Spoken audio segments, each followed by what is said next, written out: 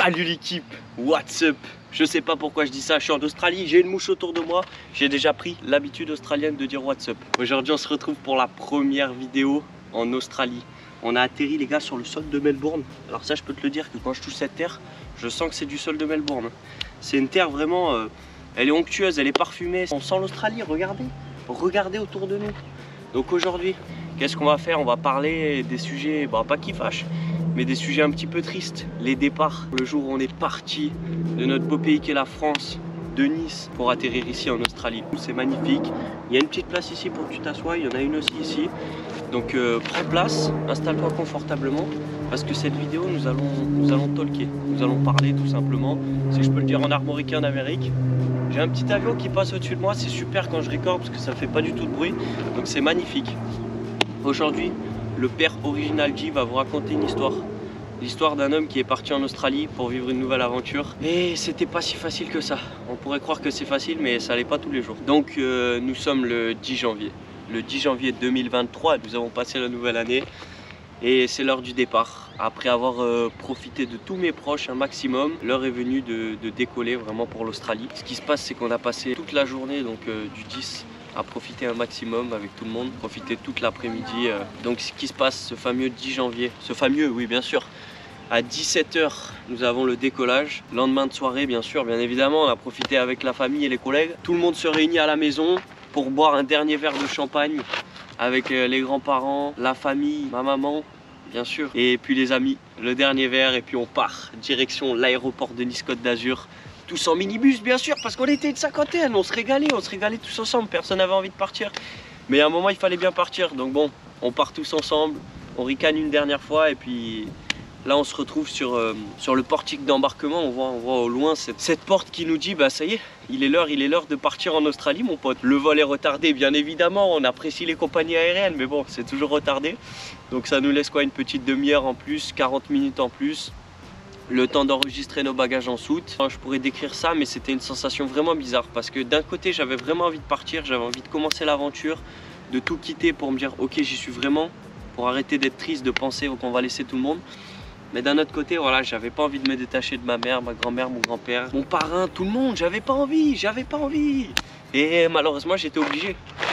Les minutes étaient très longues, voilà. Je sais pas comment je peux expliquer ça. Tout le monde était content, tout le monde avait le sourire. Mais quand je regardais ma mère, ma grand-mère, je sais pas, c'était un sentiment de tristesse, c'était dur. Mais après ça se comprend, mais bon, on n'est pas parti au bagne. On est bien ici, regardez. Là je vais aller sûrement me baigner pour voir s'il y a quelques crocodiles dans l'eau. Et c'est assez cool, c'est assez cool. Bon bref, faut que j'arrive à rester un peu sérieux. L'heure est venue de dire au revoir. On bip notre billet, on passe les portiques d'embarquement.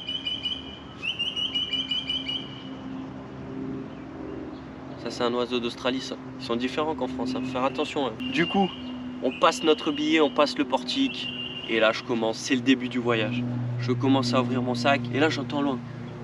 Guillaume, Guillaume. Je me retourne comme ça. T'as oublié ta veste! Et là je dis mais le con alors! Et là je repars en courant vers l'aéroport. Ma mère qui me donne ma veste, je lui dis maman je t'aime, je lui fais un bisou et je me tire et là c'est vraiment parti. Je sors toutes les affaires, je sors l'ordinateur, je sors la GoPro, je sors tout, paf!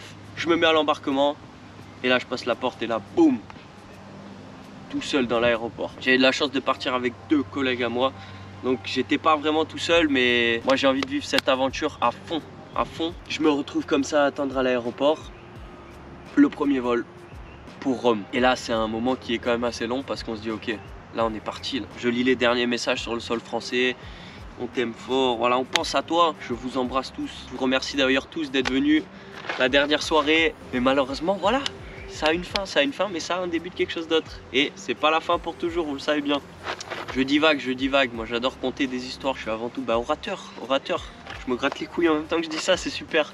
1 heure d'attente, 1h30 et on prend le premier vol pour Rome, donc un petit vol tranquille, hein. 1h30 de vol, c'est magnifique. Et là on atterrit sur le sol de Rome. Ok, on est reparti, on est à un nouvel endroit. On est bien installé, il y a encore une place pour toi ici, une autre là. Donc bon, on a de quoi se mettre bien. J'avais envie de dire, il n'y avait plus de bûches dans le feu, j'ai dû changer d'endroit. Mais pas du tout, j'ai toujours des mouches par contre. J'avais juste les Jeux Olympiques derrière moi, il n'y avait que des dogs, ils se régalaient, ils tapaient des crolles et tout. Bon, il y a un moment, on m'entendait plus parler, donc j'ai dit écoutez messieurs, dames, je vous aime bien, mais je vais devoir migrer. Vu que je suis avant tout nomade, Je me suis trouvé un petit banc. Je pense que je vais passer la nuit ici. C'est pas mal, c'est pas mal. Il y a de quoi se rafraîchir derrière. Il est fort probable qu'il y ait un crocodile qui arrive ici. Hein. Bon alors ça, on prie le Seigneur. Maman, si tu nous regardes, eh ben écoute, j'espère qu'il n'arrivera pas. Mais normalement ça devrait aller. On se pose la question, pourquoi est-ce que j'ai décidé de partir en Australie? En Australie et pas ailleurs, et pourquoi partir tout simplement de la France, de notre beau pays? Eh ben je vais y répondre. Alors en fait, moi j'ai un aspect, une vision sur la vie. Je pense que si des choses arrivent, c'est pas fait par hasard. Ce qui s'est passé, c'est que j'ai fini donc mon DUT, donc mon diplôme de 2 ans. Et je savais pas quoi faire, donc par la suite j'ai fait la licence donc, qui suivait ce DUT. Bref, ça on s'en bat les couilles. Ce qui est important dans cette licence, c'est pas que je l'ai réussi, parce que ça on en a rien à foutre, ça sert à rien. C'est que j'ai rencontré un personnage. Si tu nous regardes Dadou, on pense à toi, parce que là regarde, on est chez toi ici. Hein. C'est grâce à lui que je suis parti, ce bon vieux Dadou. Donc moi j'arrive à la licence très tranquillement. Je suis avec tous les collègues, on rigole. Et là on voit une personne assez intrigante. Et là on voit un mec tout tatoué, beau gosse et tout. On se dit mais qu'est-ce qu'il est intrigant ce monsieur? Du coup, donc, au fil du temps, on commence à lui parler. Et en fait, ce gars nous explique qu'avant de reprendre ses études ici en France, il était en Australie avec un Working Holiday Visa, donc comme nous maintenant, et qui travaillait là-bas, qu'il avait vécu sa best life, qu'il était parti à Bali, qu'il s'était régalé, qu'il avait tout fait, que c'était incroyable. Et en fait, donc au fil du temps, la licence a duré 1 an et il nous a expliqué toutes ses aventures, toutes ses péripéties, tout son bonheur. Et moi, en fait, je suis arrivé dans une période de ma vie où je me demandais qu'est-ce que je vais faire plus tard, en fait. Ça faisait déjà 1 an et demi que je réfléchissais. Est-ce que tu veux faire un vrai travail? Qu'est-ce que tu veux faire? Les gars, je sais qu'il y en a beaucoup d'entre vous qui se posent cette question à ce moment-là. On est jeunes, on a encore le temps. Prenez ce qui vous fait plaisir au moment présent. Faites ce qui vous fait plaisir. Je me suis dit quoi? Je me suis dit, j'ai pas un métier de rêve. Donc à quoi bon continuer des études? Pourquoi vous voulez continuer des études si vous n'avez pas un métier que vous souhaitez faire plus tard? Ça sert à quoi? Vous allez avoir un métier où vous allez gagner peut-être 2000 balles, ok c'est bien, mais vous n'allez pas kiffer. Donc au bout d'un moment vous allez partir et puis tout simplement ça va vous gonfler, c'est tout. Donc je me suis dit ça, c'est pas une bonne option. Je me suis dit je vais faire quoi? Je vais rester chômeur? Je me suis dit ça c'est une bonne option. Je l'ai étudié, j'y ai commencé, j'ai arrêté. C'est impossible, vous pouvez pas faire ça les gars, il faut évoluer, il faut évoluer. Je me suis dit l'Australie. Donc du coup cet ami Dadou nous en parlait, moi ça trottait dans ma tête, ça réfléchissait. Et j'ai commencé à me renseigner, les démarches, les 2-3 conneries qu'il y avait à faire. Donc un couple d'amis à moi voulait beaucoup partir en Australie, ils se reconnaîtront ici, on les embrasse. Ben on a parlé de partir à 3. Malheureusement, la vie a fait que nous n'avons pas pu partir. Je me suis dit, qu'est-ce que je fais? Je reste ici, je trouve un travail de merde, ou je pars. Et au final, la vie a fait que j'ai trouvé 2 collègues qui étaient bouillants de partir. Donc on est parti. Je me suis dit les gars, il faut partir. Il faut partir. Malheureusement, c'est dur au début.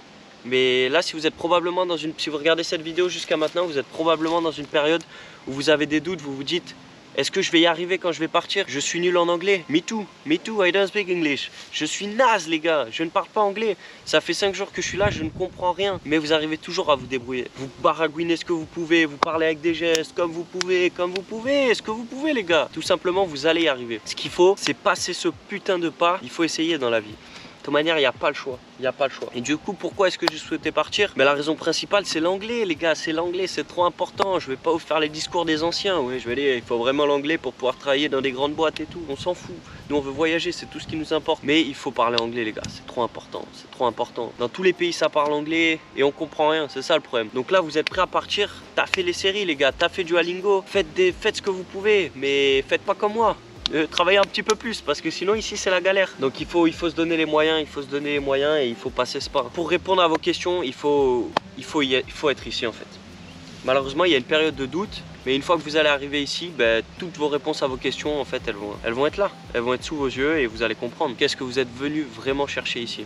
Et là ça va être la délivrance. Après bien évidemment, il y a les salaires aussi.